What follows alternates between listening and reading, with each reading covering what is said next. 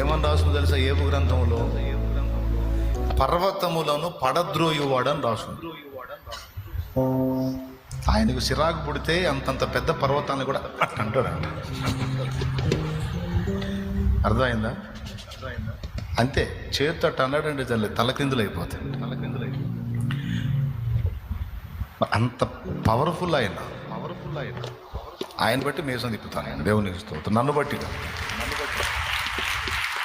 ఎవరిని బట్టి నేను నమ్మిన వాని అందు అతిశయపడుతున్నాను. నా ప్రభు పరాక్రమం కలిగినవాడు, నా ప్రభు రోషం కలిగినవాడు. ఏబు గ్రంథము 9వ అధ్యాయము, ఏబు గ్రంథము 9వ అధ్యాయము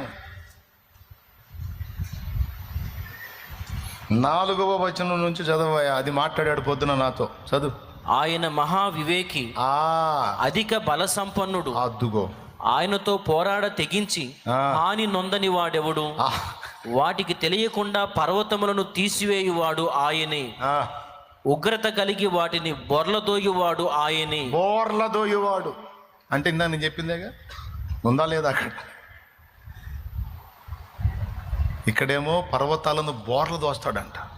ఇట్లా ఉన్న పర్వతాలు ఇలా అయిపోలా. చదువు. భూమిని దాని స్థలములో నుండి కదిలించువాడు ఆయనే, దాని స్తంభములు అదరజేయువాడు ఆయనే. ఉదయింపవద్దని ఆయన సూర్యునికి ఆజ్ఞాపింపగా అతడు ఉదయింపడు. ఆయన నక్షత్రములను మరుగుపరచును.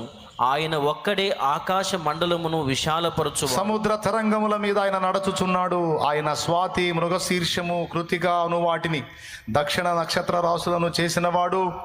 ఎవడునో తెలుసుకొనలేని మహత్తైన కార్యములను, లెక్కలేనన్ని అద్భుత క్రియలను ఆయన చేయుచున్నాడు.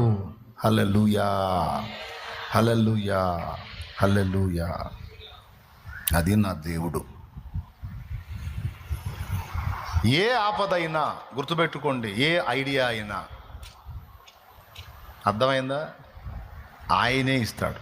ఏ ఆపదైనా సరే తప్పించుకునే మార్గమును ఆయన్నే చూపిస్తాడు.